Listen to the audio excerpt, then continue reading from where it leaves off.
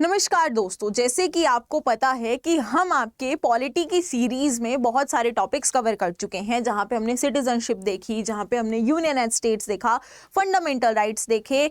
इसी की सीरीज को हम आज क्या कर रहे हैं, आगे कंटिन्यू कर रहे हैं, जिसमें हम क्या देखेंगे, आपके फंडामेंटल ड्यूटीज देखेंगे। फंडामेंटल ड्यूटीज क्या, मौलिक कर्तव्य। जैसे हमारे पास मौलिक अधिकार होते हैं, उसी तरीके से हमारे कुछ कर्तव्य भी होते हैं, हमारी कुछ रिस्पॉन्सिबिलिटीज भी होती हैं।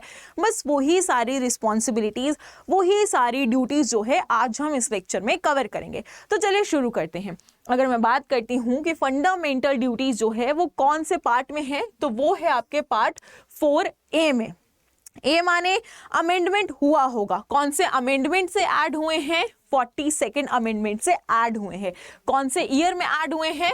1976 में जो है ऐड हुए हैं। अब आप कहेंगे कि मैम जब 26 जनवरी 1950 को क्या हुआ, हमारा संविधान लागू हुआ था, राइट?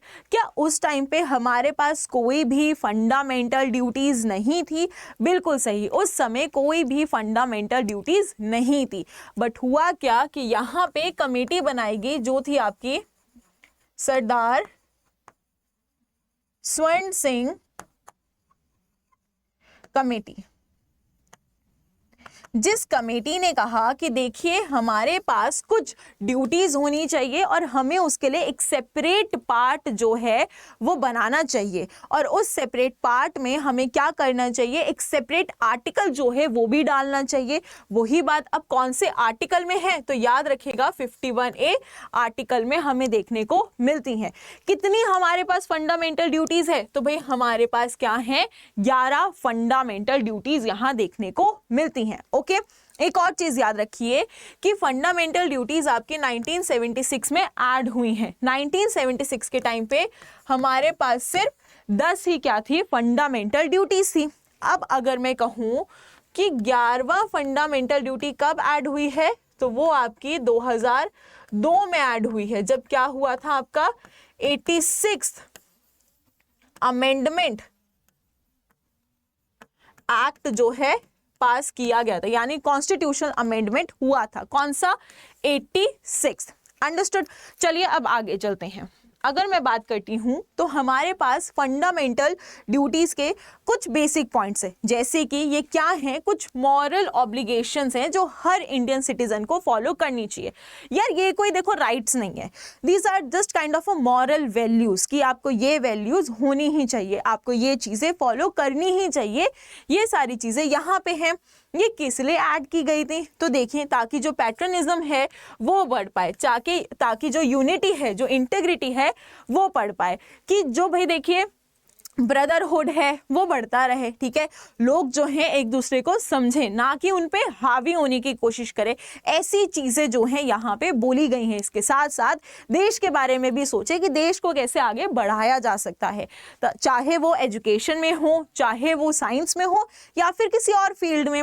इसी के साथ अगर हम बात करते हैं तो ये हमने कॉन्सेप्ट कहाँ से लिया है, रशिया से लिया है। याद करो मैंने आपको दोस्त वाला कॉन्सेप्ट बताया था ना, तो रशिया दोस्त है, तो दोस्त से क्या लिया हमने, ड्यूटीज जो है वो भी ली। इसके साथ साथ और क्या लिया था, जस्टिस लिया था, 5 ईयर प्लान भी लिया था। जब आगे चलते हैं तो ये क्या है, नॉन जस्टिसेबल है। क्यों भाई, ये कोई राइट्स थोड़ी है, ये तो ड्यूटीज है ना। एंड ड्यूटीज जो है उस पे जस्टिस मिलना ना मिलना कॉन्सेप्ट एप्लीकेबल यहाँ पे नहीं है, जैसे कि डीपीएसपी में भी होता है। आगे चलते हैं, एक और चीज कि इसको एनफोर्स भी नहीं किया गया है कोर्ट के द्वारा, बिकॉज जब हम यहाँ पे ड्यूटीज पढ़ेंगे तो आप कहोगे कि यार हाँ बहुत सारी ड्यूटीज को तो हमने ब्रीच भी किया है बहुत बार, right? So these are not enforced. Okay, but yes it's our responsibility कि हम इन फंडामेंटल ड्यूटीज को क्या करें, समझें और अप्लाई भी करें। नाउ अगर मैं बात करूं, वही बात जो मैंने आपको बताई कि भाई स्वर्ण सिंह कमेटी जब बनी थी तब हमारे पास 10 फंडामेंटल ड्यूटीज थी, जो 1976 under 42nd amendment act add हुई थी। उसके बाद 2002 में जो 86 अमेंडमेंट एक्ट है उसके अंदर 11th ड्यूटी को क्या किया गया था, ऐड किया गया था, राइट? चलिए, और वो किसके रिगार्डिंग है, एजुकेशन। इस टाइम पे अगर हम बात करते हैं 21A भी आया था, जिसमें कहा गया था 6 से लेकर 14 साल के बच्चे को एजुकेशन जो है वो मिलनी ही चाहिए। अब चलते हैं ड्यूटीज की तरफ। हमारे पास 11 ड्यूटीज है, एक एक करके सबको समझते हैं। पहली ड्यूटी क्या है, हमें अपने संविधान को, अपने नेशनल फ्लैग को, नेशनल एंथम को, नेशनल सॉन्ग को क्या करना है, रिस्पेक्ट करना है, जो मैं और आप करते ही हैं। ये क्या है, पहली फंडामेंटल ड्यूटी। दूसरी क्या है कि जो भी लोगों ने फ्रीडम स्ट्रगल की है, ठीक है, जिन भी लोगों ने हमारे लिए क्या किए हैं, त्याग किए हैं, उन सारी स्ट्रगल्स को याद करना, उन सारी स्ट्रगल्स को समझना, उनकी आइडियोलॉजी को समझना, उनको रिस्पेक्ट करना और हमेशा सेलिब्रेट करना, जो कि हम सब करते ही हैं। आगे चलते हैं तो हमेशा भारत के अंदर सॉवरेनिटी का मतलब क्या होता है कि एक्सट्रीम जो इंडिपेंडेंस आप लोगों को मिली है उसको सेलिब्रेट करना, उसके साथ साथ यूनिटी बनाए रखना, उसके साथ साथ इंटीग्रिटी को भी मेंटेन करना। इंटीग्रिटी कहाँ आती है, फ्रेटर्निटी में। फ्रेटर्निटी माने ब्रदरहुड, यानी ब्रदरहुड को क्या करना है, मेंटेन रखना है, यूनिटी बना के रखनी है, समझे। फोर्थ फंडामेंटल राइट क्या कहता है कि देखिए, जब जब नेशन बुलाएगा तब तब आपको नेशन के लिए जाना पड़ेगा। इसका मतलब क्या हुआ, जैसे रशिया यूक्रेन वॉर में था कि रशिया के पास ज़्यादा आर्म्स थे, ज़्यादा आर्मी थी, यूक्रेन के पास नहीं थी, तो यूक्रेन के जो सिविलियंस थे उन्होंने क्या करा, हथियार उठाए और वो भी वॉर करने चले गए। बस इसी तरीके से कि माना हमारे इंडिया के पास आर्मी है, नेवी है, एयरफोर्स है, लेकिन अगर कभी भी ज़रूरत पड़ी तो हम सिविलियंस जो हैं वो भी उनके साथ जाएंगे और अपनी कंट्री के लिए ज़रूर कहीं ना कहीं लड़ेंगे। तो यही बात यहाँ पे कही गई कि जब जब नेशनल सर्विस बुलाएगी तब तब आपको आना पड़ेगा। चलिए अगली चीज़ अगर हम बात करते हैं तो देखिए, हार्मनी एंड ब्रदरहुड को प्रमोट करना, वो तो हम पहले भी देख चुके हैं यूनिटी वर्ड के अंदर, इंटीग्रिटी से फ्रेटर्निटी के अंदर। उसके अलावा ये हमारे भारत के अंदर बहुत ही ज़्यादा क्या है, कल्चर है, हेरिटेज है, उसको प्रिजर्व करके रखना, समझे। ये बात एक और यहाँ पे कि देखिए, अगर हम बात करते हैं तो हेरिटेज को प्रिजर्व करने का मतलब एक और भी होता है। अब मैं भी बहुत बार बहुत ज़्यादा हिस्टोरिकल मॉन्यूमेंट्स पे विजिट करती हूँ एंड मैंने खुद देखा है, लोग पता है क्या करते हैं, स्प्रे से अपना नाम लिखाते हैं, विच इज़ नॉट राइट। तो हमें ये सारी चीज़ें जो है नहीं करनी है। ये हमें कौन बता रहे हैं, हमारे कॉन्स्टिट्यूशन जो है वो बता रहे हैं कि देखो आपको अपने कल्चर को प्रिजर्व रखना है, आपको हेरिटेज को मेंटेन रखना है। ओके चलिए, उसके साथ हमें हमारे फॉरेस्ट, रिवर्स, वाइल्ड लाइफ जितने भी हैं इनको प्रोटेक्ट रखना है। ऐसा नहीं कूड़ा गिरा दो, ऐसा नहीं वहाँ के जो एनिमल्स हैं उनको परेशान करो, नहीं, नदियों को साफ रखो, जंगलों को साफ रखो, काटो मत इतना ज़्यादा, ठीक है। उसके अलावा वाइल्ड लाइफ में जाते हो, ठीक है, एनिमल्स को देखो, बट ऐसा मत करो कि उनके कंफर्ट जोन को ब्रीच कर दो, because it will harm you as well and उनके लिए भी सही नहीं होगा। So we have to preserve our environment for our future. ये भी बात कहाँ लिखी गई है, इसी में लिखी गई है आगे कि देखिए, अपने आप को इतना डेवलप करो साइंटिफिक टर्म में, ह्यूमैनिज्म में, स्पिरिट ऑफ इंक्वायरी में, कि भाई तुम जो हो सारी चीज़ों में एस कर पाओ। आगे अगर हम बात करते हैं तो देखिए कि आपको पब्लिक जगह पे कोई भी लड़ाई झगड़ा नहीं करना है, पब्लिकली कोई भी वायलेंस जो है वो आपको क्रिएट नहीं करना है। ये पॉइंट भी कहाँ पे लिखा गया है, फंडामेंटल ड्यूटीज में ही मेंशन किया गया है।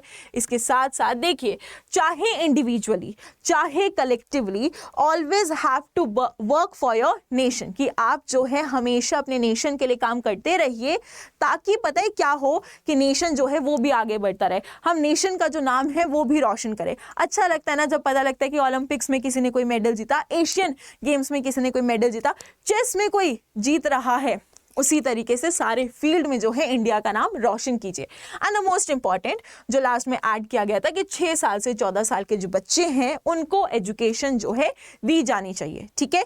ये क्या है, एक तरीके की कंपल्शन है उन पे, जो उनको फॉलो करनी ही पड़ेगी। आर्टिकल 21A में भी तो यही है। जब आगे चले तो हमें पता चला कि देखिए, ये सारे जो ड्यूटीज हैं ये सिर्फ किन पे एप्लीकेबल हैं, सिटीजन्स ऑफ इंडिया पे, ना कि किसी फॉरेनर पे। इसके साथ साथ दीज आर नॉट इन्फोर्स्ड, कि ये जो है प्रमोट करने के लिए है सिविक सेंस और responsibility. What is civic sense, यार सिविलियंस की तरह रहना, उसी को सिविक सेंस आप कह सकते हो, राइट। और कुछ रिस्पॉन्सिबिलिटीज हैं। उसके साथ साथ अगर हम बात करते हैं तो parliament can make laws to enforce the fundamental duties, कि इन फ्यूचर इफ पार्लियामेंट को लगता है तो वो लॉज बना सकता है कि वो फंडामेंटल ड्यूटीज को क्या कर दे, एनफोर्स कर दे। जी आगे जब चलते हैं तो फंडामेंटल ड्यूटीज क्या करती हैं, देखो फंडामेंटल ड्यूटीज रिमाइंड कराती हैं कि ठीक है हमारे पास क्या है, कुछ राइट्स हैं, लेकिन वो राइट्स कुछ रिस्पॉन्सिबिलिटीज के साथ आते हैं जो मैंने आपको शुरू में ही बोले थे। उसके साथ अगर मैं बात करूं, although they are not legally enforced, but yes essential है कि आपको ये फॉलो करनी पड़ेगी। एंड अगर आप ये फॉलो करेंगे तो आप एक जो एथिकल सोसाइटी है, ठीक है, उसको भी क्या कर पाएंगे, डेवलप कर पाएंगे। और इसी के साथ जो है हमारा ये लेक्चर यहीं पे ख़त्म हो जाता है। होप आपको फंडामेंटल ड्यूटीज़ जो हैं वो समझ आई होंगी। बहुत इजी टॉपिक था ना, बस इसी को पढ़ लोगे तो बहुत सारे क्वेश्चंस आराम से सॉल्व हो जाएंगे। और इसी नोट के साथ thank you everyone, have a really nice day. But हाँ रुको, अगर आपको सेशन पसंद आया हो so do like share and subscribe the channel. इसके साथ साथ अगर आप चाहते हैं कि आपको ये सारे नोट्स मिल जाए तो टेलीग्राम होगा, टेलीग्राम लिंक जो है वो डिस्क्रिप्शन में होगा, क्लिक करो, टेलीग्राम चैनल ज्वाइन करो और वहां पे आपको सारे नोट्स PDF जो है ऑलरेडी मिल जाएंगे। ठीक है, इसी के साथ thank you everyone, have a really nice day.